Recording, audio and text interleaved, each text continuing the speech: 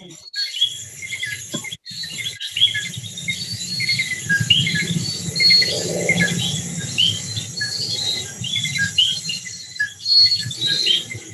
conjuro o una maldición requiere un esfuerzo análogo a la magia del conjuro.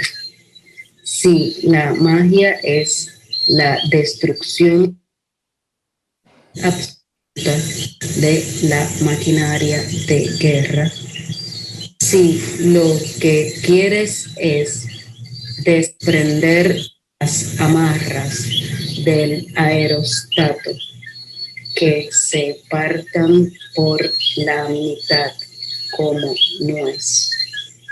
El conjuro requiere que se consuma una cantidad sustancial de energías, como el tigre consume el día. En algunos casos, como es el mar o la fuerza de un huracán o una bomba nuclear, el dios y el evento son la misma cosa. Huracán, huracán, bomba atómica.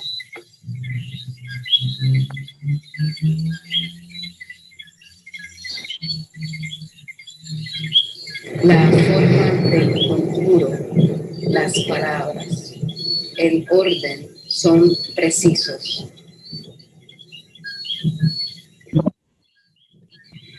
El dibujo no es simbólico.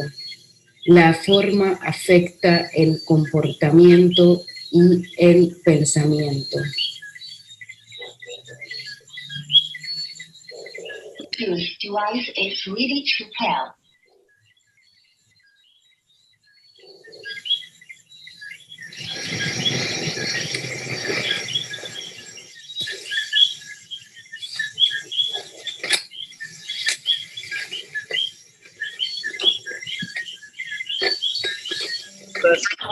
Faz um flake e faz um carro. Não sabe, mas acho que não vale muito a pena, não é?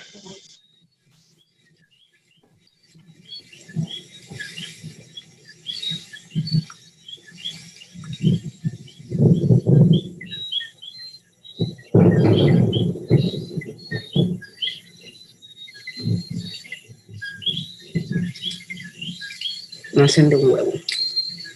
No llevan arco y flecha, ni canasta. Ocupan un espacio entre medio.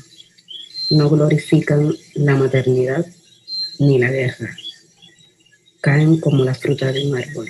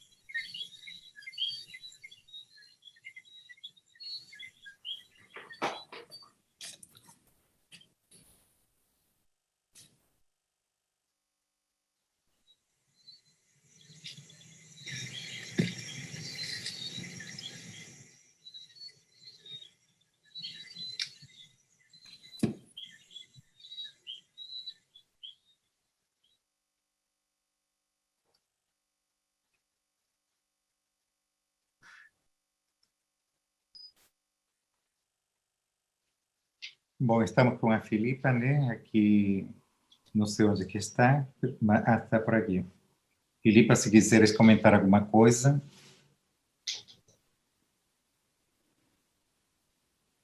Olá a todos, desculpem que estou aqui com um problema no meu vídeo. Bem-vindos, bem-vindos a esta boa noite da meia-noite, esta primeira sessão que fazemos em Zoom, infelizmente. Estão-me a ouvir bem? Jorge, ouve-me bem? Sim, sim. Esta primeira sessão que fazemos em Zoom, dada esta semana especial, mas não queríamos deixar de a fazer. Bom ano a todos. Obrigada à Lu e obrigada à Kelly de estarem connosco. Se calhar agora eu passava a palavra às duas para comentarem um bocadinho o filme e voltávamos a conversar a seguir. Sim, sim. Quer começar, Casey? Boa noite. Posso começar? A não ser que você queira fazer aí as boas-vindas. Posso fazer algumas boas-vindas e a gente vai dividindo, então, o início. Acho que eu quero agradecer o convite, ao CAP, que é a Filipa, ao Jorge, ao Carlos, e eu quero agradecer a presença de todo mundo aqui. Ai, fico tão feliz de ver tanta gente. Obrigada, Léo, também por estar Vila Forte. Olha, tem uma costura que eu fiz com o que você falou ontem, o que eu te li ontem. Mas, Daniel, Pedro, Verônica. Então, eu fiz as boas-vindas, que aí, se você quer falar alguma coisa antes das boas-vindas, comentar, ou vou direto? Um pouquinho. Bom, agradeço o convite. Jorge, Filipa, a todo o pessoal da organização, Lu. Eu posso começar propondo, talvez, uma visão geral, e aí eu acredito que a gente possa ir concentrando algumas perspectivas, né? Eu gosto sempre de começar provocando as análises pelo título. E, curiosamente, se neste vídeo o título guia, né? Ele pode ser uma chave interessante, ou nesse vídeo ele pode nos levar para caminhos, enfim, diversos ou até contraditórios, né? A cabeça que matou a todos, e entramos num vídeo em que a proposta é apresentar um ritual, ou um spell, como foi traduzido em inglês, ou uma maldição ali no espanhol, contra a máquina da guerra. Então, pensando título e essa proposta do vídeo inicial, acho que a gente pode ter aí o desafio do vídeo, ou a ideia de experimentação desse vídeo, desse vídeo performance, né? Aí a gente já pode passar para um campo expandido. Mas, bom, o que eu proponho de início é pensar justamente isso. Qual é essa cabeça? Que cabeça é essa que matou a todos? E de que modo ela se relaciona com essa máquina de guerra, a máquina da guerra, e de que modo o ritual, e que ritual é esse, que maldição é essa, que se propõe a acabar ou a tentar acabar com essa máquina da guerra. Eu começo assim, Luiz, jogo a bola para você, para ver o que você pensa a partir dessa minha provocação. Sabe que uma das coisas que me passou pela cabeça que me passaram pela cabeça quando eu vi o filme é que eu não entendi o título, A Cabeça que Matou. Aliás, eu falava A Cabeça que Matou a Todos. E aí eu percebi que era errado, que a cabeça matou a todos, e que isso tinha uma diferença crucial, porque a cabeça que matou a todos, o ponto é na cabeça, é no sujeito que está fazendo, né? O valor. E a cabeça que matou a todos, o ponto central é na ação, é na matança. E aí, falando nesse sentido, então, na sua provocação, eu acho que sendo a matança o ponto central, é o fazer o ponto central, né? É o feitiço, o feitiço é o ponto central. E a magia, eu fui procurar saber, significa exatamente fazer. Então, a ação. Magia tem uma raiz etimológica no fazer e criar. Mas eu acho que, costurando também com isso, dá a ideia de tem sempre um aqui e um ali, né? Tem o eu e o outro. É uma cabeça que mata, que é um feitiço feito por alguém contra outra pessoa. No caso, a feiticeira e contra a máquina da guerra. A outra pessoa ou outra coisa, né? Porque no caso é a máquina da guerra. Não sei se a Filipa quer falar alguma coisa.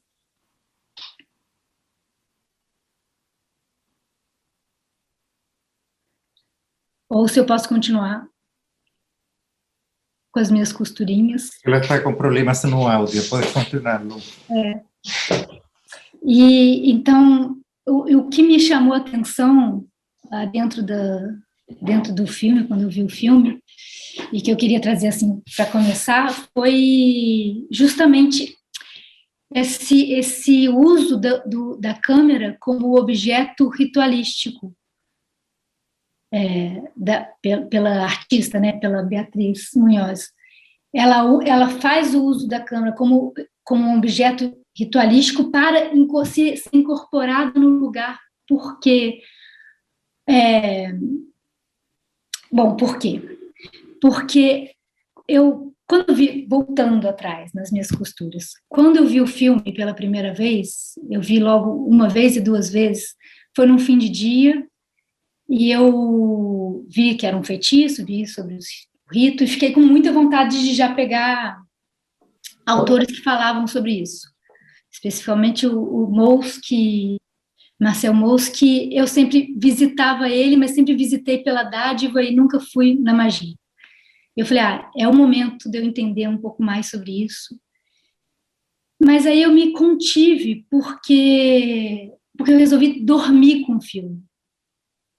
Eu resolvi entrar, tentar perceber o filme a partir de um outro lugar, usando outros meios de mim, assim, como se, para trazer a ideia da noite até, ou sugerida pela ideia da noite,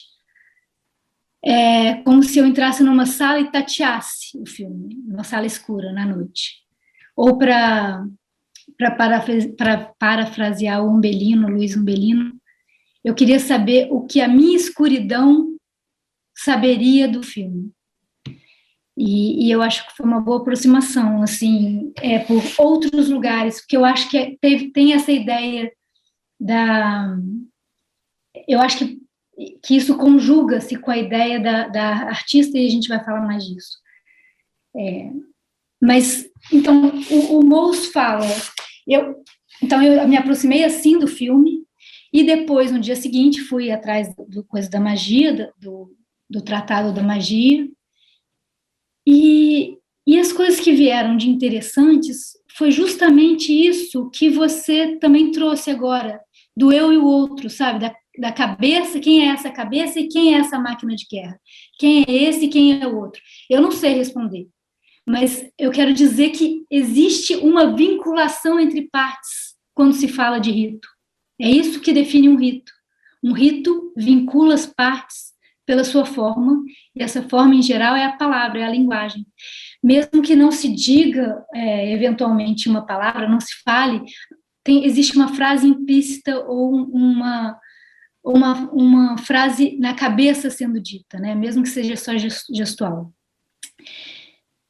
E o filme fala de ritos mágicos, mas o rito em si, ele também nos aproxima do filme, porque o rito faz parte da nossa vida cotidiana, os atos civis, a gente faz ritos no nosso fazer artístico, no nosso fazer técnico, no fazer acadêmico, a gente ritualiza a nossa vida.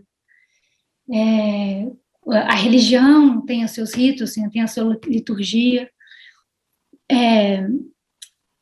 mas o rito mágico não é um rito religioso, por exemplo. Não, quando a gente está fazendo nossos ritos no nosso fazer do trabalho, a gente não está fazendo um rito mágico, né? Então, eles se conjugam por uma forma precisa e determinada. Até no filme tem uma frase que eu acho linda, que eu anotei: a forma afeta o comportamento e o pensamento, né? A forma afeta. Então, tem esse rigor que a gente cria metodológico de uma ordenação precisa para as coisas, também como fala. Mas, ainda que o rito mágico tenha essa ritualização, essa ordenação precisa da forma, e tenha um agente que faça a ação, o feitiço, no caso, não são exatamente essas duas coisas que definem o rito mágico. O que define o rito mágico é a condição de feitura dele, é onde ele é feito. E essa condição é dada porque, normalmente, o rito mágico é o que está fora do padrão do mundo, é o que está fora da clareza do mundo, está fora do que do costume, aceito. Então, no filme, então, tem a noite sempre um rito mágico. No filme é a noite que ela está num bosque, ela está no mato, ela está no meio do mato. Então, tem essa característica de isolamento, de invisibilidade, de segredo. E aí isso me fez pensar na história da artista Beatriz Munhoz, querer que também a câmera fosse um objeto ritualístico. Porque como ela iria representar um feitiço que na sua verdade, né, na sua verdade fictícia ali, que é um ato secreto, isolado, invisível, que é para estar escondido, se ela fosse uma intrusa, se ela fosse um outro intruso ali, o feitiço não estaria em condições de ser feito. Então, ela acolheu, ela fez um rito para estar imersa, e é isso que dá a entender na câmera, que não é... Eu não sou do cinema, então não sei nada técnico, mas a impressão que dá é que a gente realmente está ali dentro, que aquele olho representado pela lente dela está dentro, está junto, não é a própria condição, é o próprio som ali, é o próprio tambor que toca no início, é tudo aquilo, é o jeito dela de falar. E eu estou falando isso depois que eu li Munhoz, eu fui ver uma entrevista dela, e ela fala que é interessante para ela provocar nas pessoas uma forma de ver que rompa com o padrão, que rompa com esse lugar que a gente está acostumado, que é de clareza, e que às vezes essa clareza cega, né? A gente às vezes consegue ver coisas muito diferentes na escuridão. E ela propõe não só... Então, por isso, ela no fazer dela, ela coloca, às vezes, objetos na frente da câmera e para fazer essa provocação. E ela disse nessa entrevista que também se pergunta se as pessoas não deveriam ver esses filmes de formas diferentes.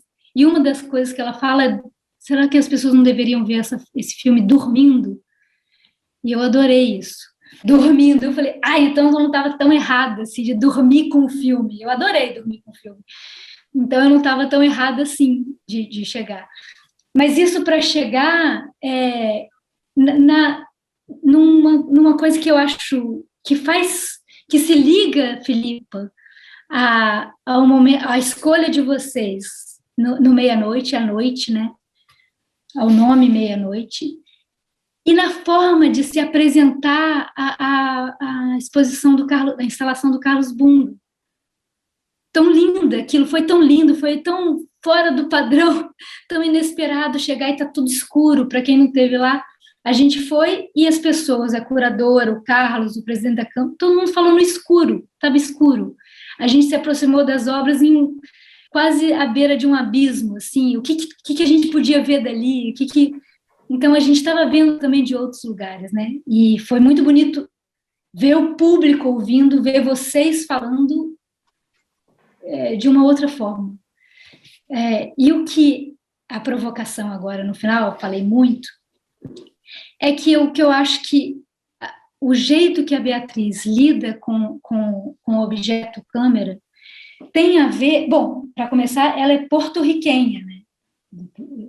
Porto-riquenha, então a gente está falando de coisas muito importantes e sutis. A gente está falando de uma colônia, que foi a colônia espanhola, a gente está falando de uma colônia que agora é uma colônia americana, e que será que ela não está propondo, usando a câmera como um objeto para o que o Viveiros de Castro fala, a descolonização permanente do pensamento. Se é isso que ela precisa, que ela quer descolonizar, e se não é isso que a gente precisa descolonizar, o nosso pensamento. E eu acho que isso vocês fizeram naquela inauguração, que é romper e falar, não, as imagens estão aqui, mas o que a gente tem que mudar é a nossa estrutura de visão, né? A nossa forma de ver. Falei demais, mas é isso. Peguei a bola. Lu, se eu puder, a partir do que você disse, se você puder repetir a frase que você fez questão de anotar da forma. A forma afeta o comportamento e o pensamento. Pois então, eu continuaria, né, a partir disso, a forma afeta o pensamento, pensando o vídeo, depois dessa sua belíssima análise, enfim, do conteúdo e do modo como a câmera se comporta, que eu acho que isso tem muito a ver com a forma do vídeo, com que o vídeo foi montado, com que o vídeo foi pensado. Glauber Rocha, certa vez, disse, né, quando ele já estava um bocado injuriado com o cinema documental oficial, ele disse, o cinema é imagem e som. E por muito tempo o cinema foi e tem sido narrativa, muito mais do que imagem e som. E quando a gente se depara com um filme como esse, com um curta como esse, são 7 minutos, então, né, a gente já vai colocando nessa espécie de categoria, nós estamos vendo, de fato, a concentração quase como um meta-cinema, né, que pega o conceito principal de cinema, o mais, não o mais puro, mas talvez o mais concreto, mais básico, que é imagem e som, e trabalha só com isso. Há um som que perpassa todo o vídeo, ele é o único som que não cessa, que é como uma espécie de grilo de noite, é essa noite que fica em forma de som, e as imagens que enfim, tem essa nova forma. E aí entra também a questão da câmera, né? O cinema, talvez, já tenha testado, eu não sou uma especialista em cinema, mas, enfim, como eu costumo dizer, tenho amigos que são, então eu acabo conversando sobre isso. O cinema, mesmo como a literatura, chega num momento em que ele atesta a sua incapacidade de representar o real. Então, o cinema, ele não consegue... Bom, nós tentamos representar o real, mas não é isso que o cinema precisa fazer. Ou não é só isso que o cinema pode fazer. Então, a câmera, quando essa câmera não atua como um objeto fixo, ou como um objeto que vai dar a ver um plano, um alto plano, um plano, né, um plano geral de imagens, de situações. Quando ele rompe com esse tipo de expectativa né, do telespectador, que está esperando ou uma imagem ampliada, ou um quadro, como você disse, claro, com luz, com movimentos coesos, quando ele vai para o cigarro que está e vem por trás da personagem, e você só vê o cigarro, aquele movimento, de um certo modo ele está tentando, é uma câmera que está tentando emular o próprio fumar, né? Então, como eu não sou capaz de representar o real, eu tento fazer com que esse telespectador sinta esse real através do fragmento, através desse fragmento que você falou, dessa câmera que vai se fragmentando o tempo inteiro e que assume também um lugar de ritual, né? Ela também tenta emular, tenta simular esse movimento do ritual, essa câmera que não é objetiva mais, ela não é uma câmera objetiva no sentido de que ela vai dar uma imagem fixa e ampla e clara do que está acontecendo. Muitas vezes ela está no chão, de repente ela muda, ou faz, como você falou, foca um objeto, ou vem por trás e você só vê o cigarro e imagem. Então, isso também dialoga com essa questão do próprio cinema, de chegar no momento em que ele pensa, bom, o que mais eu posso fazer? E aí volta para as coisas principais, que é isso, eu sou imagem e som. E com a imagem e som, você consegue emular uma porção de coisas, inclusive um ritual, inclusive uma magia, não é? Que é a tentativa ali. O narrador, o gato, né? Você até pensando, o narrador é mesmo gato, o narrador é aquela mulher, ou aquela personagem andrógena, ou é o gato, quem sabe, do andrógeno. Então, esse jogo também de não ter nada fixo, de não ter nada claro, eu acho que emula isso também no telespectador, no sentido do ritual, como você falou, né? O ritual de fumar o cigarro, ou o ritual de dançar, eu acho que traz também a ideia desses pequenos rituais, como você falou, que permitem a participação das pessoas, ou quer dizer, que todo mundo tem esse seu próprio ritual, né? E que esses rituais, essa forma que muda o pensamento, quer dizer, quando eu mudo o modo com que eu uso a câmera, por exemplo, eu também mudo um pensamento sobre aquilo que eu estou tratando. A forma é o conteúdo é a forma, né? Eu acho que nesse vídeo joga-se muito com o que é uma das questões também da literatura, né? Falando desde da minha perspectiva de estudo, que é quando se atesta a incapacidade da linguagem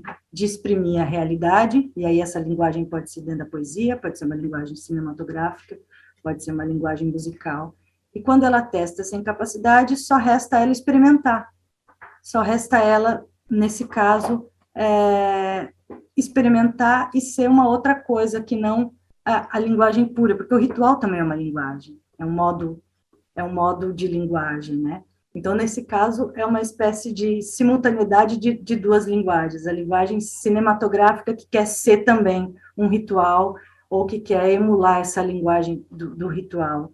Eu acho que esse filme, esse curta, funciona nesse sentido da experimentação com a câmera, rompendo com a forma com que a câmera nos dá o conteúdo, e quando ela rompe com essa forma de apresentar, ela também transforma o pensamento, que nesse caso é o conteúdo. Aí eu acho que a frase que você retirou do filme, para mim, expressa uma chave de análise fundamental desse vídeo, que se você for pensar ele como uma metalinguagem, você pode pensar ele como uma espécie de manifesto de um cinema que se quer ritual, né? De um cinema ou da linguagem cinematográfica, que fala, epa, eu posso assumir um lugar de experimentação que pode emular coisas como o ritual, né? Que foi a tentativa.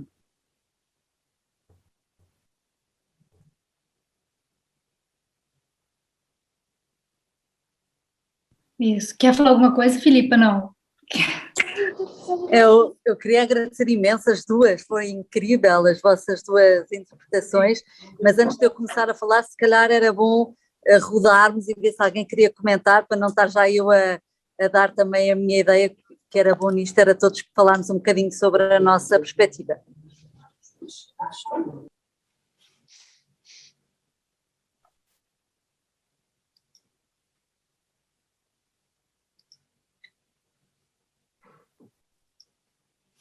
Oi, Oi, Lu, tudo bem? Que bom. Estou fazendo essa fala aqui para saudar vocês, saudar a todos. Ia saudar no início, mas não sabia se havia um ritual, né, pré-estabelecido de fala, não sabia se eu poderia falar. Mas foi muito bom ver a sua fala, a Lu, da Casey também, e agora a guarda da Filipa. E me chamou muita atenção o que vocês estavam falando sobre a câmera, como que aquela câmera bem colada ao corpo, assim, né? Ela acaba, eu tive essa impressão, né? Ressaltando a música que há no corpo, porque, como a Casey falou, né? O som que escutamos no vídeo é o som do grilo, parece um grilo, uma coisa assim. Mas a moça, ela está dançando uma outra música, que não é muito bem a música do grilo, e quase dá para ouvir a música que ela dança, mesmo que essa música esteja ausente, né? Isso eu achei incrível, assim. Então, pensando nessa ideia de descolonização do olhar, descolonização da narrativa, né? Me parece que tem também uma ideia de que a dança não está numa música externa, né? Mas a dança está no próprio corpo, né? No próprio corpo, que pode, por exemplo, dançar com um grilo e não com uma música como tradicionalmente pensamos música, né? Eu achei isso bem, bem interessante nesse vídeo da Beatriz. Fora a questão do título também, né? A razão que mata, né? A razão matou tudo, e parece um vídeo que caminha para a desrazão, né? Um corpo desarrazoado, talvez, assim, né? Parece que um corpo quer se livrar da cabeça. E, o título me pegou por aí, assim. Achei bem bonito, gostei de ver e de ouvir vocês. Parabéns. Ai, obrigada, Léo. Que bom te ver aqui. Ontem eu, por um acaso, li uma coisa que o Léo escreveu que me fez pensar muito, e como eu estava nesse contexto da noite, por isso, Léo, que eu falei ali, que bom pensar a partir do que você escreveu. Léo, talvez seja melhor você explicar sobre a nossa nova forma de arquivar as coisas contemporânea. Eu gostei muito daquilo e eu acho que tem alguma ligação, bastante ligação com o que a gente... Esse foi um artigo, né, que eu publiquei ontem numa revista no Uruguai, e aí eu e o Lu trocamos impressões sobre o assunto e tal. É um artigo sobre a coleta de dados e registros, né, que nós fazemos, por exemplo, nesse momento. Essa reunião está sendo gravada, né? Então isso aqui ficará para algum momento posterior. Mas quando a gente mexe no computador, no telefone celular e tal, nós estamos criando registros incessantemente, né? E às vezes eu me pergunto se essa não seria uma espécie de uma nova forma de biografia, né? A biografia dos traços, dos rastros, uma biografia onde não controlamos a própria narrativa, talvez como esse vídeo da Beatriz, né? Parece, como vocês falaram, é um vídeo que se liberta dessa noção do conflito, né? Que é a noção central na narrativa, dos obstáculos. Ela parece estar ali livre, apenas a fluir, assim, né? E enquanto nós fluímos pela internet, pelo meio digital, a gente está produzindo também uma biografia, uma escrita que nós mesmos não conhecemos. Aí nesse artigo eu penso sobre a ideia de um inconsciente digital, né, que seria tudo que está por trás da tela e que nós não temos acesso facilmente, né? É preciso escavar escavar, para tentar compreender uma espécie de biografia dos nossos traços, dos nossos rastros, dos nossos sintomas expressos por esses trajetos que fazemos no digital. Eu acho que era isso. Sim, eu também fiquei com o fato da gente estar permanentemente vivendo um passado.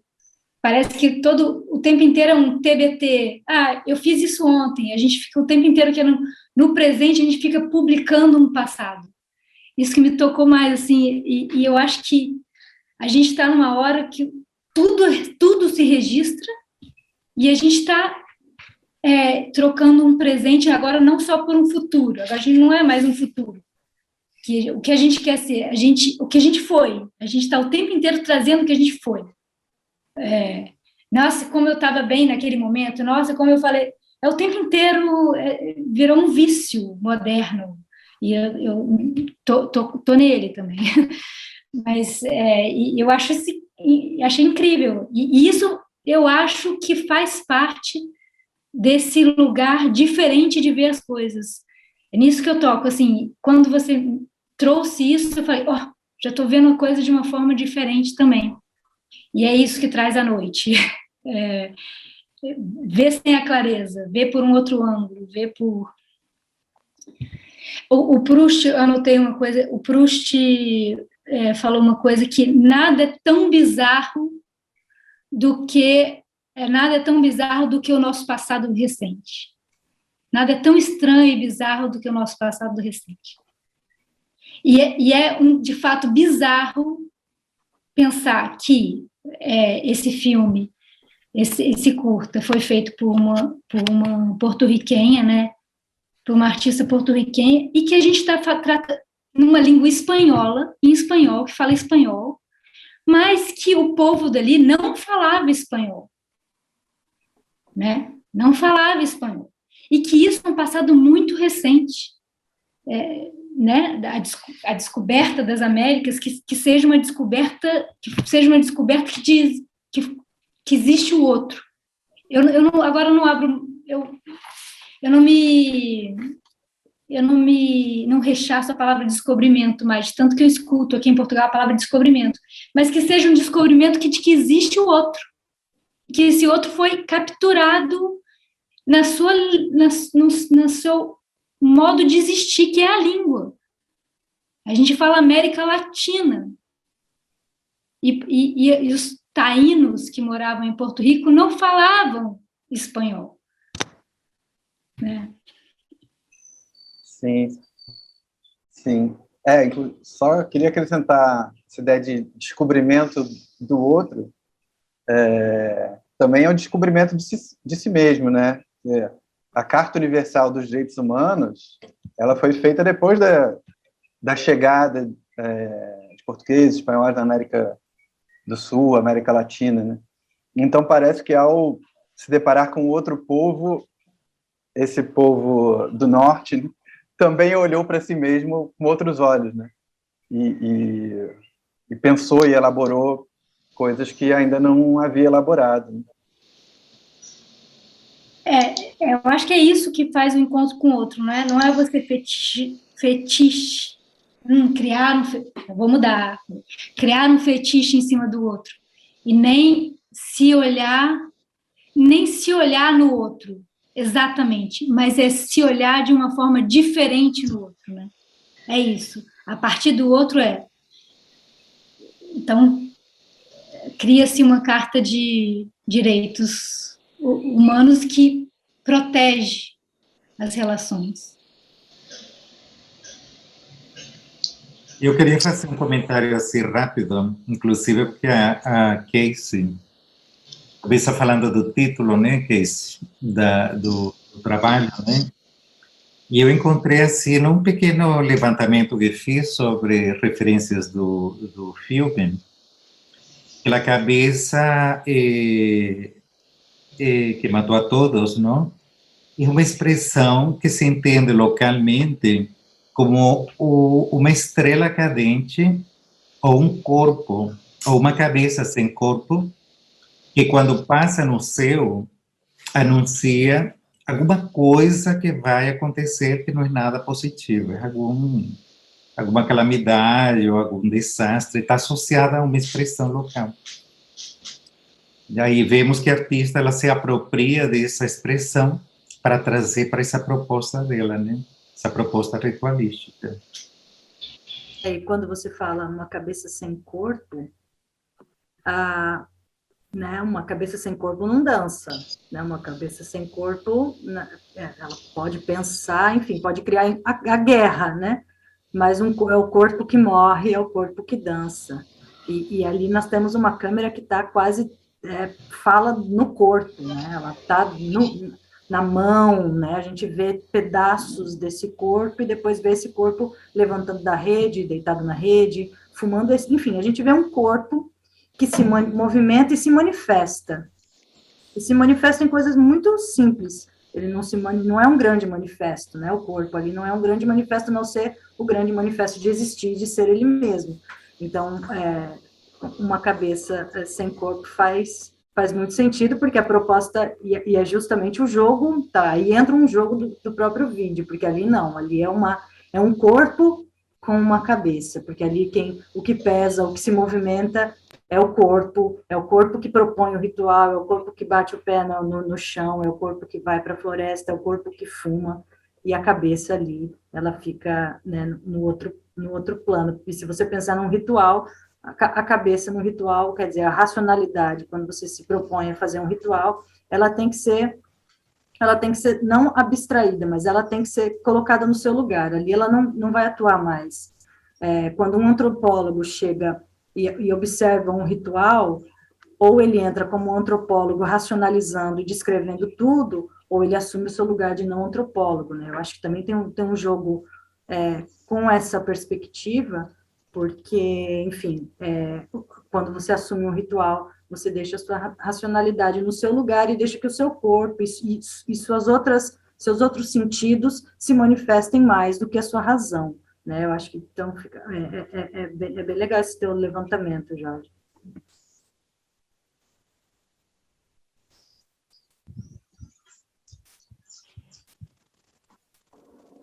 Boa noite. Posso falar, né? Sim, com certeza. Sim, pode, né?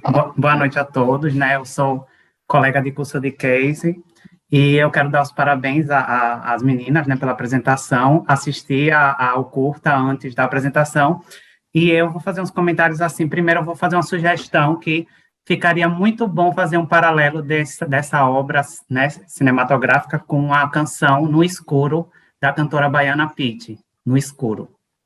Então, assim, tudo que foi falado aqui tem muito sentido com essa canção No Escuro, de Pitty, que ela fala que é quando tá escuro e ninguém me vê, é onde eu abro as minhas asas, onde eu me sinto em casa. Passo o dia inteiro esperando a noite chegar, porque não há mais nada que eu queira fazer. Então, tem muito sentido com essa questão da noite, até pelo que Lula essa iniciou a fala dela. A questão do título A Cabeça Matou a Todos, e até a narrativa da obra, que queira ou não é uma narrativa, por mais que seja artística, mas também tem uma narrativa ali, não tem para onde correr, sempre terá uma narrativa. E trata sobre a magia, né? A magia da linguagem, que pode ser uma linguagem, a palavra, a linguagem humana, a linguagem corporal, a linguagem cinematográfica, várias linguagens. E essa magia, ela é incompleta, né? Seguindo a lógica lacaniana, mas também ela tem um poder de construção e um poder de destruição, né? E aí, essa magia, ela perpassa do pensamento, pelas palavras e a linguagem humana. Por isso que a cabeça matou todos. A cabeça constrói, mas a cabeça também destrói. E aí é onde a gente entra na questão das linguagens, que foi abordado por Casey, né, na apresentação dela. E eu gostaria de falar com o Leonardo, que eu achei interessante a questão que ele falou da dança. A dança, ela inicia com o som da música, e aí depois a música para, e ela continua dançando. Então, até que ponto a gente constrói e a gente e a gente deixa se levar, a gente não reconstrói, não observa, não analisa, porque ali ela estava dançando freneticamente ao ritmo da música que tinha tocado, mas de um momento da gravação para a música, ela continua no frenético lá e não para de dançar. Então, assim, é mais ou menos isso que eu queria comentar. Eu gostei muito do curta. A questão eu também achei interessante o que o Lulessa falou sobre a questão da língua espanhola, eu sou professor de língua espanhola e observei que a narrativa é falada por uma pessoa não nativa, porque é bem pausada mesmo, dá para perceber que é alguém que está aprendendo espanhol ou foi intencional, porque é bem arrastado o espanhol de quem está narrando. E é isso, eu gostei bastante, parabéns, e eu espero ter contribuído com alguma fala. Eu gosto muito de cinema, quem sabe disso. Obrigada, Juan. Agora uma dúvida, a cabeça é uma estrela cadente, é isso, Jorge? Sim, foi o que eu encontrei, associado a essa ideia. Que bonito, uma expressão local. E a cabeça matou a todos. A cabeça faz parte. Essa explicação, será que é uma explicação antiga? Olha, não sei, assim, de onde provém, né, a origem dessa expressão, mas está associada a isso. Agora, é interessante pensar também, né, como é que essa expressão entra dentro dessa proposta dela, o que ela está tentando exorcizar com todo esse ritual. Isso. No meio de um jardim, né, de uma vegetação local, no meio da noite, um gato com o qual ele estabelece um diálogo, uma dança. O que se propõe nessa intersecção, né, de coisas, aí, de pensamentos? Porque são coisas da natureza, né? O mato, o gato, o som do grilo, e tem o fenômeno da natureza, assim, a força da natureza, né? Porque isso já vem no texto, né? O furacão, que era o nome também de um deus, o furacão deles, e agora você traz a estrela cadente. Então, desculpa, quem? Não, eu só ia dizer que não dá para esquecer. Como ela menciona a máquina da guerra, a guerra também é um ritual.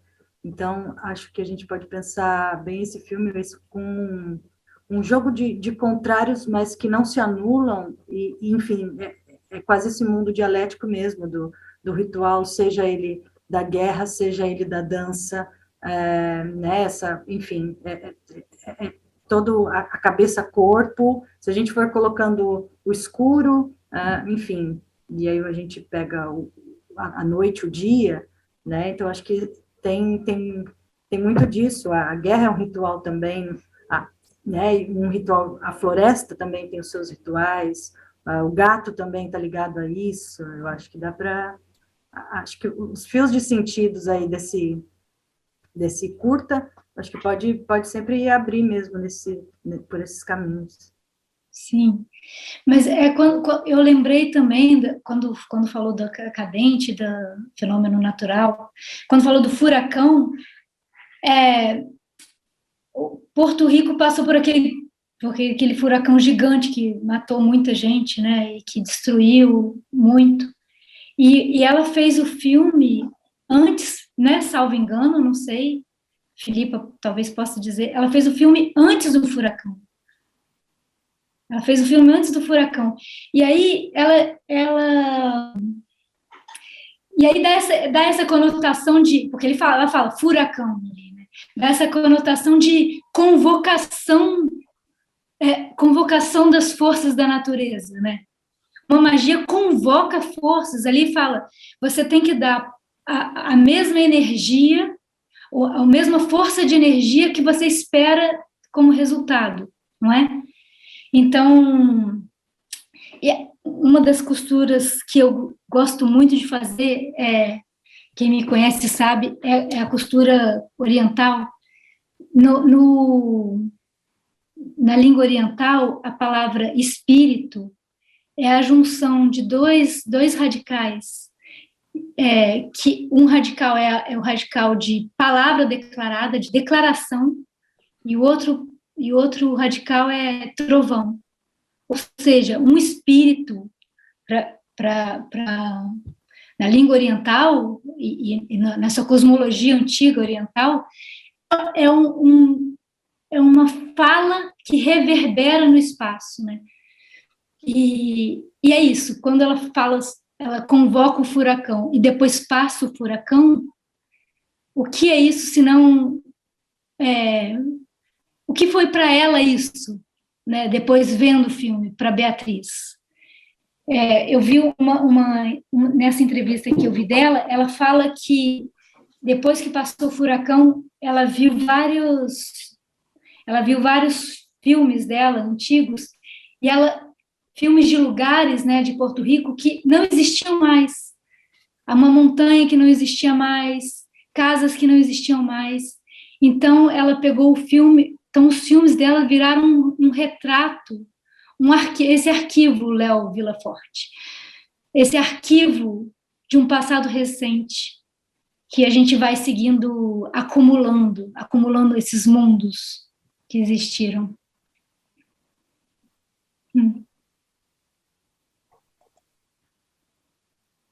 Eu gostava de falar.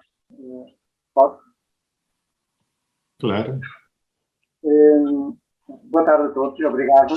Eu gostava de dizer o seguinte: a cabeça não existe sem o corpo é reflexo da cabeça. E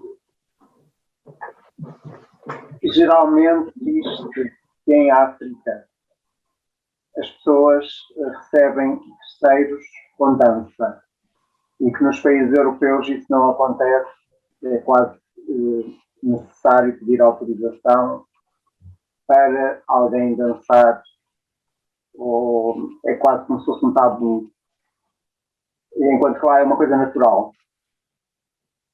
E eu gostava de dizer que acho curioso que aqui nestes comentários que eu ouvi muito mais vezes falar em linguagem corporal e em dança do que em guerra. E realmente a cabeça mata todos. Isso diz bem da gente, não? Matam uns de uma forma e outros de outra.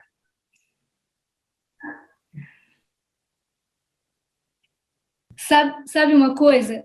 Tem uma história que eu reli agora, que eu já tinha lido há um tempo atrás, mas que eu gostei de reler, que é a descrição dos povos, de como como os espanhóis chegaram nas Antilhas, como eles fizeram.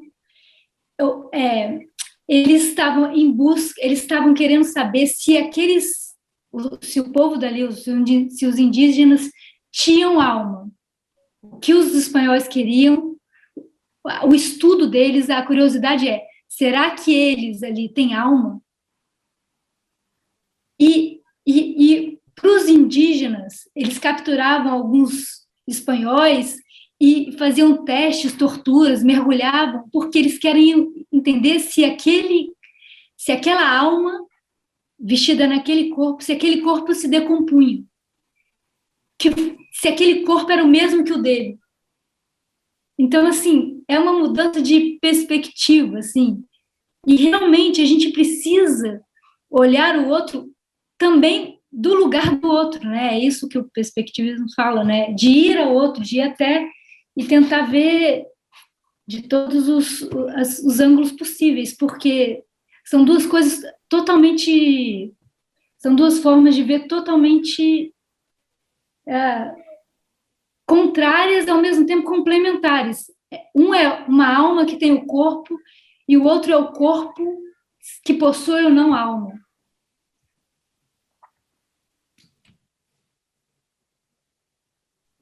Eu queria acrescentar uma coisa a esse tema que o Lourenço puxou e a Lu desenvolveu agora, né? Guerra, música, corpo e dança. Eu acho que isso está numa passagem de um romance de um autor português, o Gonçalo Tavares. Se eu não me engano, é Um Homem Klaus Klump, que começa já com um helicóptero passando, hasteando bandeira. E aí tem uma frase em que ele diz que um povo perde a guerra quando começa a cantar a canção do inimigo. Eu não sei se a frase é exatamente essa, mas essa é a ideia da frase, né? Então, é como a música também é um fator de, se não aniquilar o corpo do inimigo, né, introduzir o seu corpo no corpo do outro, né? Os seus ritmos, a sua maneira de pensar o andamento, seus versos, né? Então, tanto que músicas já foram usadas como instrumento de tortura, né? Ficar ouvindo a mesma música durante um tempo longo.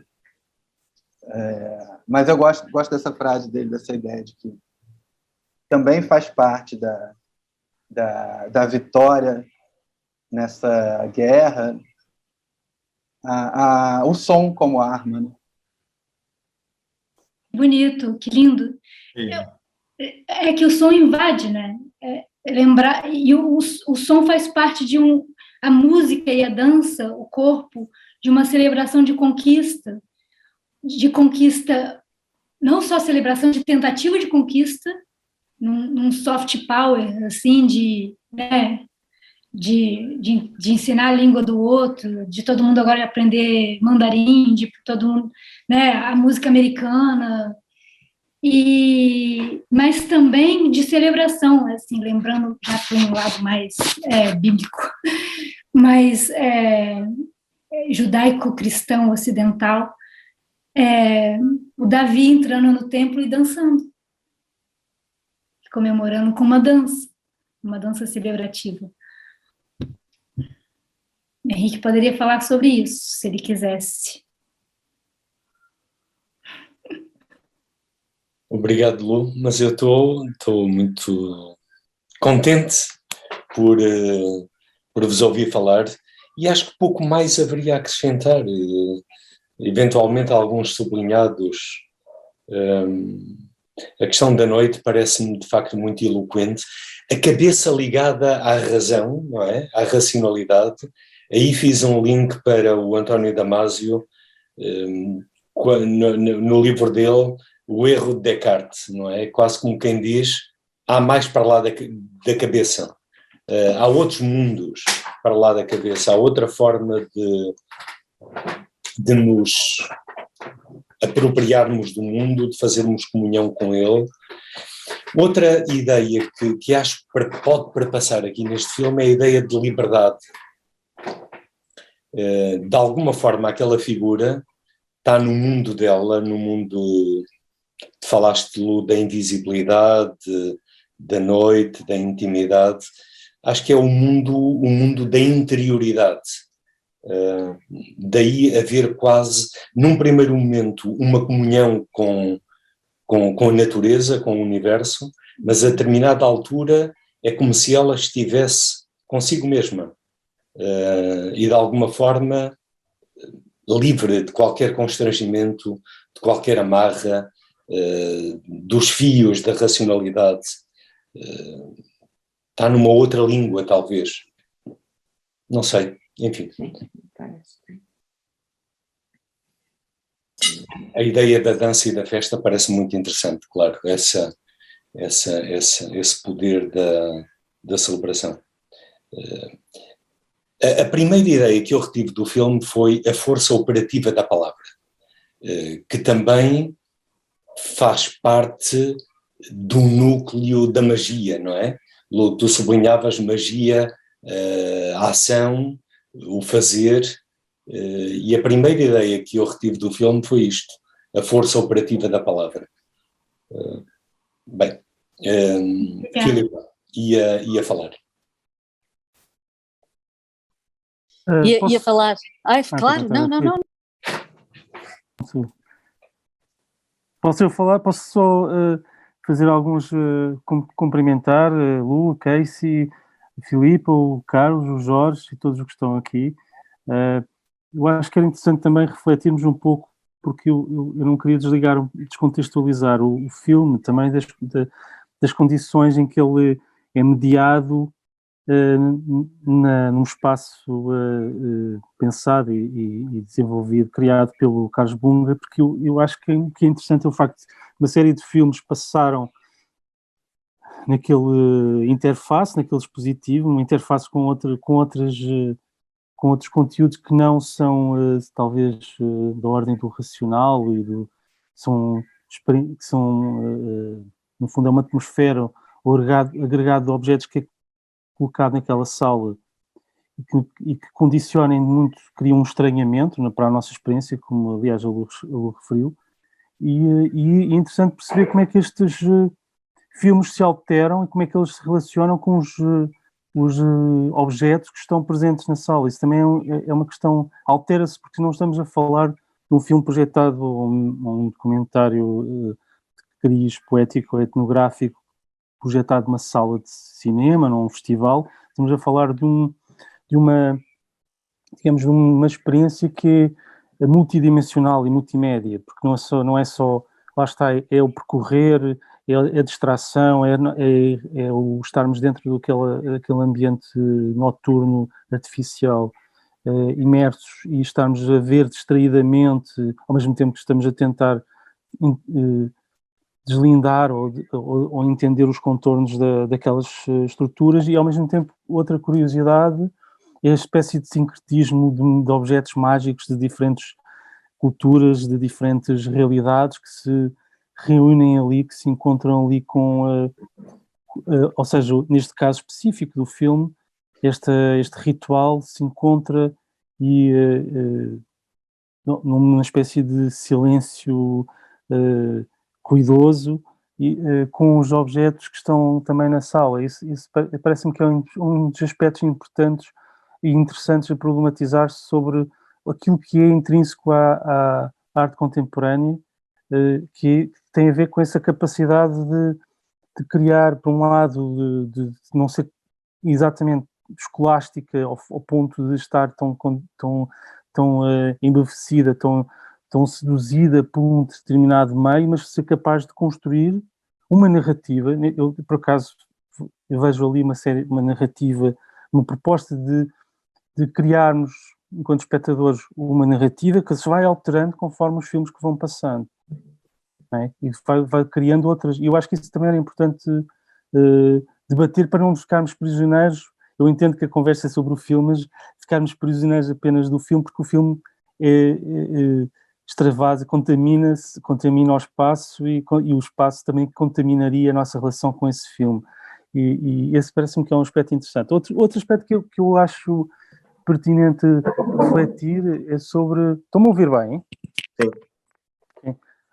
Que é pertinente refletir é sobre, por muito conscientes que estejamos da alteridade, do outro, da diferença, mas eu não deixo-me de esquecer, por um lado, que da gênese da antropologia é uma criação do imperialismo britânico para entender melhor os seus colonizados e perceber melhor como é que se vai relacionar com as forças, como é que vai vencer as forças mais reticentes, mais resilientes e vai impor a sua vontade, não é? Vai reorganizar um determinado território, a geopolítica de um determinado território em função dos seus projetos imperialistas e colonizadores. E, ao mesmo tempo, a consciência que vivemos numa época, por muito que falou-se aqui da Carta dos Direitos do Homem, que foi uma criação resultante do final da Segunda Guerra Mundial, mas nós vivemos numa época neocolonial, profundamente, e em que a palavra liberdade tem um tom, tem uma nuance muito quebradiça, frágil, imprevista, e quando falamos de entender o outro, o que é que isso significa de facto num contexto político contemporâneo que é inescapável a evidência de que o fascismo é uma força ascendente e não é uma força que se impõe, que se manifesta e que existe, que tem um corpo político e que já foi poder durante algum tempo, é poder em alguns sítios e já foi poder na maior potência internacional. E, portanto, e também faço esta análise a partir de Porto Rico, que é de facto a colónia caribenha Estados Unidos da América, não é? Porque não chega a ser propriamente, eles não veem aquilo como um Estado, não é? Eles veem como qualquer coisa que chatice que estão lá os porto-ricanos, mais valia que não estivessem, não é? E, portanto, esse contraste é uma resistência, o voodoo, os rituais, as tradições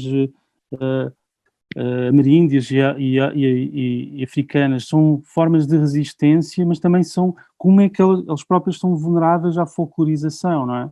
E parece-me que a experiência proposta pelo Carlos Bunga é nesse aspecto uma resistência à folclorização, é uma resistência à hiperdefinição, é uma resistência aos clichês, às formas muito vulgarizadas de explicar determinados contextos e de requebrar o mistério, digamos, a poética própria dos objetos na sua gênese, quando eles foram criados por aqueles indivíduos anónimos, mas que foram criados cheios de vontade e energia.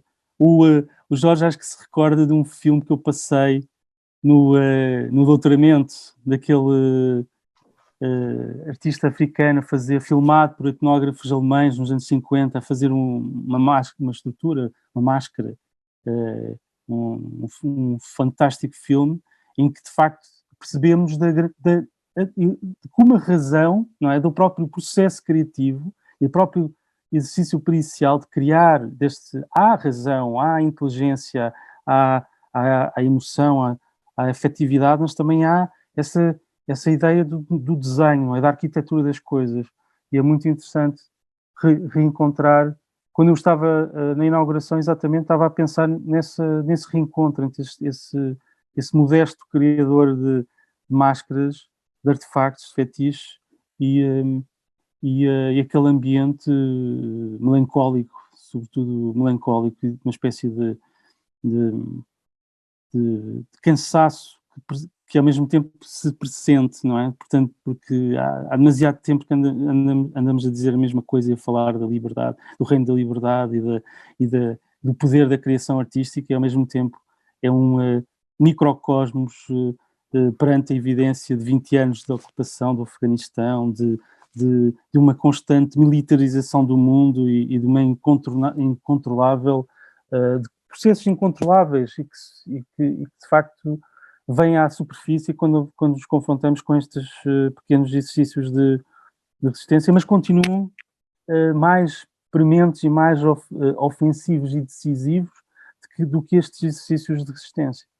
É só o que eu queria dizer. Não sei se me fiz entender, fui obscuro. Nada obscuro. Mas não se trata dessa antropologia que a gente está falando, né? Imperialista, não. Eu sei. Eu estou a dizer que isso não deixa de ser curioso, que é uma ferramenta de um poder, não é? Uma ferramenta que nasce para o exercício de um poder e que depois se transforma noutra coisa completamente diferente. Não é isso que eu... Mas não deixa de ser interessante perceber como as coisas evoluem, não é? Sim. E como a própria ideia de arte é uma luta, uma guerra contra a morte, não é?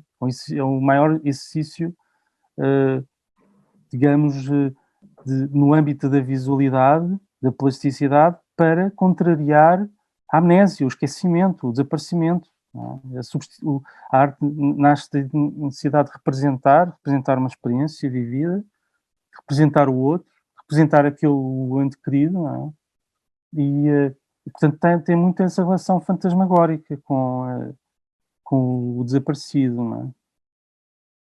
Então, foram um silêncio constrangedor. Não, Carlos, não. agora diz qualquer coisa. Posso dizer alguma coisa? Podes. Bom, obrigada a todos, que incrível esta conversa. É muito bonito. Obrigada, Pedro, por teres trazido o Carlos Bunga, porque tu já tinhas falado nele sem falar nele, quando falaste no Descolonizar o Pensamento, que é o título da peça do Carlos, e vocês foram falando de várias coisas que eu acho que tem tudo a ver com esta ideia de descolonizar o pensamento, que o Carlos traz e que tu também mencionaste.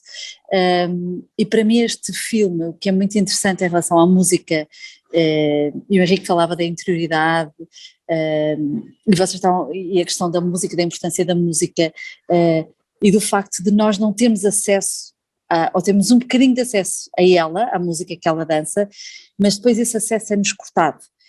E nesta ideia de antropologia e de conhecer o outro como forma de o controlar, e que depois tu falas da necessidade de descontrolar para de descolonizar, tem a ver também com o descontrole e com o desconhecimento do outro. E o que eu acho muito, muito interessante, muitas coisas que eu gosto deste filme, mas uma das coisas que eu acho muito interessante e que me veio ao pensamento depois de falar com vocês era esta ideia do não acesso e do facto de ela nos negar nós termos o conhecimento do que é que ela está a dançar, temos um bocadinho de conhecimento, mas depois deixamos de ter, e esse não acesso para mim tem a ver com o assumir que nós não conhecemos o outro, que nós não podemos estar na pele do outro, e que ao vê-la dançar são tudo conjecturas que nós estamos a fazer, mas de facto não sabemos o que é que ela está a sentir, o que é que ela está a ouvir, o lugar no cheiro, nada disso.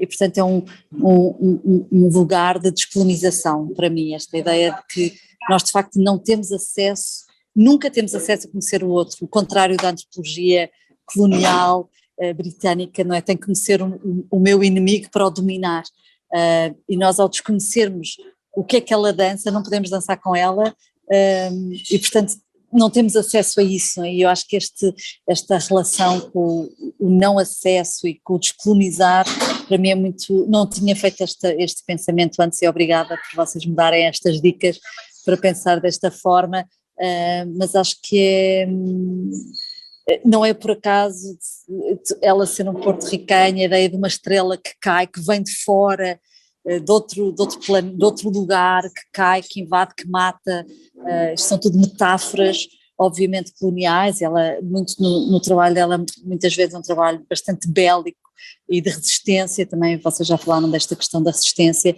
e eu acho que o silêncio é uma resistência. Para mim este filme é muito sobre a resistência do não acesso àquilo que eu sou. Obrigada, que incrível. Que maravilhoso.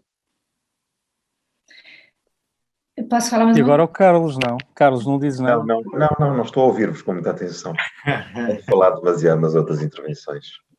Mas talvez valesse a pena, já que me provocas, talvez valesse a pena colocar apenas uma questão, que ela própria dá sinal de um preconceito permanente que trespassa em todas as nossas conversas, que é esta incompreensível tendência para mim de associarmos a cabeça à razão. Eu não associo só a cabeça à razão, associo a cabeça à emoção de uma forma absoluta, porque de uma forma, nós sabemos, de uma forma evidente, não há... a cabeça é tudo isto, não é? A cabeça é tudo isto. De facto, um corpo sem cabeça é que não é nada. Talvez uma cabeça sem corpo possa continuar a ser um ser inquietante. A ciência tem demonstrado isso. Seguramente um corpo sem cabeça é um corpo decapitado, não é rigorosamente nada. Só apenas, porque também aqui há um preconceito que nós continuamos a perpetuar, associar a cabeça apenas à razão. Era só esta pequena introdução, esta pequena ruptura naquilo que é uma coisa que nós damos por adquirido, que eu gostava de trazer aqui à discussão. É verdade, Carlos. O hormônio da ocitocina e a emoção parte da cabeça. Absolutamente. Qualquer desejo não está no corpo, está na cabeça. Absolutamente. Os hormônios de desejo estão... Mas é curioso, nós assumimos estes conceitos como verdades absolutas e eles próprios dão conta de um preconceito. Era só isso que eu gostava de trazer. Numa conversa que é preenchida pela quebra do preconceito, há um preconceito que permaneceu em todas as intervenções e eu gostava só de trazer isso aqui à classe. Eu acho que tem mais a ver com nós naturalizamos essa, digamos, dessa dualidade, o fruto também da nossa formação escolar, não é? Mesmo quando pensas na lírica que nos ensinam com que nós somos introduzidos à poesia, há muito essa tendência para diferenciar quando as coisas estão todas... Há muitas cabeças dentro do mesmo contentor, não é? Há muitas... Eu gosto muito de uma expressão abanar o capacete, porque é uma espécie de tarefa para contrariar um certo estado das coisas, não é? De certa ordem estabelecida, de que as pessoas não podem... Há uma fotografia fantástica do Jeff Wall, Stumbling Rock, em que que aquilo é uma montagem, mas pronto, há uma rua de Vancouver, uma rua movimentada, há uma mulher deitada no chão, a pensar, não, ela está a cair, há um indivíduo que está com um equipamento, parece de hóquei, deitado no chão como se estivesse a pensar, outro também, todo um projeto sobre a melancolia, mas na interrupção do fluxo, que é uma coisa ou seja, do cotidiano fordista, não é? Daquela coisa de nós estamos na rua de comprido que falava o Le Corbusier, não é? Tipo fábrica, estamos sempre a correr de um lado para o outro para tempo é dinheiro, etc. E há ali aquela interrupção. E esse é um dos aspectos interessantes. Aliás, como a experiência de visitar a exposição do Carlos Bunga, tu estás a descer a rua cheia de gente a subir e a descer, a apanhar autocarros, etc. E tu entras ali e de repente há ali um momento, um parênteses, não é? Nessa espécie de ordem estabelecida do deve e do haver, do trabalho e recompensa, do fim do dia, meto robulô do dessas coisas todas que são a nossa experiência contemporânea de sermos criaturas que obedecemos a uma força sobrenatural que é a entidade empregadora, que seja o que é isto, que é aquilo, que é aquilo outro, ou seja, esse parece-me que é um aspecto interessante também nesta, que é um bocadinho fruto, somos vítimas, digamos, sujeitos e objetos dessa contradição que se naturalizou, não é? Essa questão de criar sempre uma dualidade entre as coisas, né, Pedro e Carlos? É sempre a cabeça e a razão. E na verdade, talvez trata-se da gente não abolir essas fronteiras, mas forçar as fronteiras e dobrar sobre o outro lado, né? Adensar a fronteira. Na verdade, é essa palavra que o Stroh fala numa antropologia mais moderna, num pensamento selvagem, que é adensar uma fronteira, é um pouco não dividir, o outro vai ser o outro, mas a gente pode se encontrar num lugar mais denso, né? E aí, como o Carlos falou isso da cabeça, olha, vocês sabem o que é isso? É uma sementinha de magnólia. Sim, claro. Na verdade, a minha vizinha tem uma magnólia e cai aqui no jardim e eu fico recolhendo essas sementinhas de magnólia. E ficam aqui. E aí, nessa entrevista da Beatriz Munhoz, ela conta uma coisa que é muito interessante, que um pouco condensa tudo que a gente falou, que tem duas espécies de magnólia em Porto Rico que estão em extinção. E aí tem um jardim botânico em Los Angeles, super rico, que resolveu fazer uma criopreservação das espécies. E eles descobriram que não dá para congelar porque se desfaz, porque tem muita água dentro. Uma semente tropical tem muita água dentro. Mas eles conseguiram, a partir de uma célula-mãe, criar a magnólia lá, e ela cresceu, várias magnólias cresceram, recolheram 800 sementes e elas cresceram lá em Los Angeles, mas depois morreram, porque eles descobriram que a magnólia não consegue crescer sem o fungo, que tem lá um nome, esqueci o nome, mas sem o fungo, que eles achavam que era um problema para a magnólia. Mas esse fungo que fazia ela captar fósforo da terra. Então, assim, e aí a conclusão que a Beatriz fala foi totalmente diferente. A conclusão dos porto-riquenhos falaram assim, então, bom, a conclusão do pessoal do Jardim Botânico foi, então vamos trazer a terra para cá, como se isso fosse possível. E o Porto Rico falou, não, é preciso cuidar da terra. Não adianta a gente fazer isso, de pegar o último pedaço, a ponta de um negócio, e achar que dessa ponta é que vai se fazer alguma coisa. É preciso criar antes, é preciso criar a base, é preciso cuidar da terra, né? Então é preciso sei lá, achei que essa imagem e é incrível como todas as coisas juntam, né? Porque quando o Léo Villaforte teve, o Léo Villaforte não, o Léo Ventapani, estou confundindo. Desculpa, Léo Villaforte. Quando o Léo Ventapani esteve aqui, ele falou, você sabe que essa glândula... porque a magnólia é um fóssil vivo, considerado um fóssil vivo. Ela tem um dos primeiros seres, 50 milhões de anos. E aí, esse formato é o mesmo formato da nossa glândula pineal, que é a nossa estrutura primitiva também, que justamente é a glândula que, não sei qual hormônio, alguém aí pode me ajudar, porque eu não sei, mas que ela agora eu não sei mais, já soube, mas são hormônios de ocitocina, eu acho, que é produzida pela glândula pineal. Mas, ou seja, são glândulas, são hormônios e são substâncias importantes para nossas emoções. Eu só queria complementar o que o Carlos falou. Fiquei pensando na ideia do preconceito da cabeça relacionada à razão. E se eu concordo que há o preconceito, a ideia pré-concebida de que a razão está ligada à cabeça, há também o preconceito de que não há razão no corpo. E isso é uma imagem clássica, que é o homem vitruviano, já pode nos dar conta de que a racionalidade ela só pode ser tocada com todos os extremos do corpo, não só com a cabeça. O homem vitruviano não é só a cabeça, quer dizer que é do pensamento cartesiano, que é o pensamento racional por essência, ele é tocado por todos os pontos, inclusive pelos dois braços e pelos dois pés, né? Então, o corpo também tem sua razão, e a cabeça não é sua razão. Eu acho que é por isso, por aí.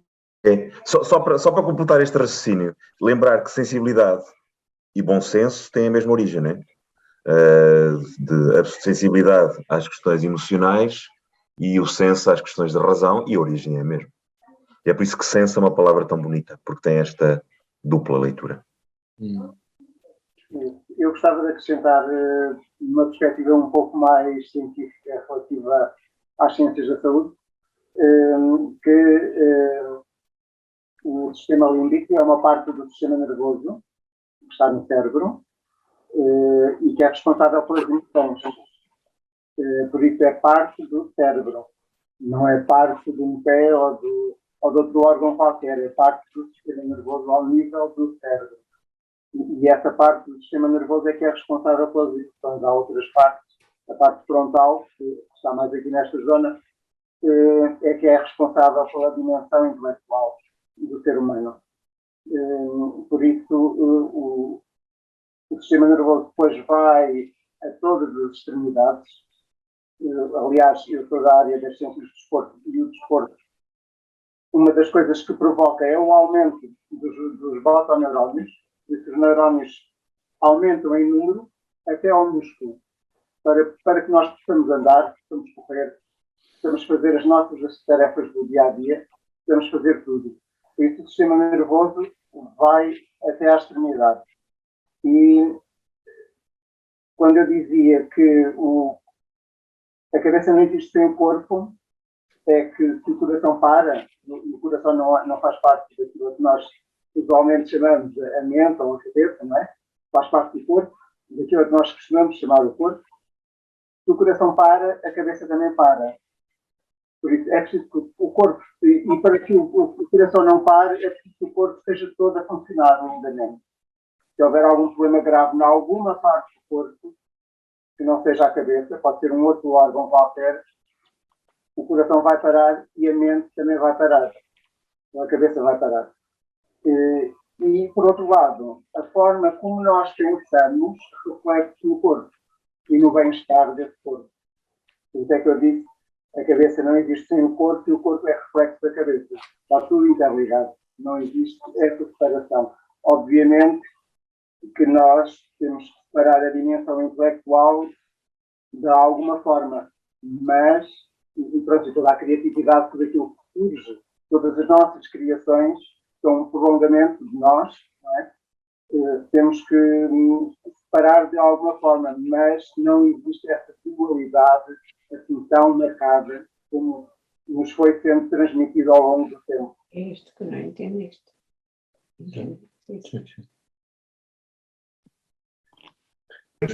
Desculpem interromper, né? Mas estamos no tempo e a reunião pode cair em um momento, né? Que a Mas previsão eu acho que, eu não sei, mas creio que este tempo de 1h30 é um tempo bom para dizermos as coisas mais contundentes, se calhar. Não é? Todos. Assim que... Não sei, Filipa, se damos por isso. Não sei se Lu, Casey, se querem acrescentar alguma coisa. Eu estou muito satisfeito com a conversa de hoje também. Mas já me parece uma Eu só conversa agradeço a todos. que deixou aqui muitas pistas e muitos campos em aberto. Sim, deixou muito espaço para pensar mesmo. Posso só dizer uma coisa? Com certeza. E se a cabeça fosse assim uma coisa tola, sem juízo, e o rosto fosse... Eu gosto mais da palavra face. Fosse a dignidade do ser humano. Assim, se a gente olhar um pouco para as fotografias de George Mulder, a gente não vê uma cabeça, vê um rosto sempre. E o rosto é assim qualquer coisa que dá dignidade ao ser humano. É a face, não é? Aquele homem perdeu a face, não é? Algo que dá dignidade. Mas a cabeça é uma coisa assim um bocadinho disparatada e tola. Eu queria deixar-vos esta provocação só, mas não. Desculpem lá ser no final. Boa. Acho ótimo. Trazer a dignidade é a melhor coisa agora. É a máquina da guerra destruída, é o que a gente quer. Como Lu, podes repetir? É a máquina da guerra destruída. Mas o quê? Não ouvi antes. Se a gente conseguir ver dignidade em todo o rosto. Claro. E que todo mundo tem dignidade. Mas alguma tolice também pode ser muito bem-vinda, não é, Ricardo? Muito bem-vinda. Mas disse um bocadinho que quando aquele homem perdeu a cabeça, ficou tolo, não é? Agora, quando se fala que aquele homem perdeu a face, perdeu a dignidade. Claro. E eu acho que esta questão, a diferença entre a face e a cabeça é uma coisa que me chamou a atenção para isto a primeira vez, e eu passei a olhar para o trabalho de George Mulder de outra forma, foi a Maria Filomena Mulder, precisamente, numa conferência dela, e eu acho isto muito bonito e muito interessante. Acho que isto é uma filosofia muito bonita de se pensar. É verdade.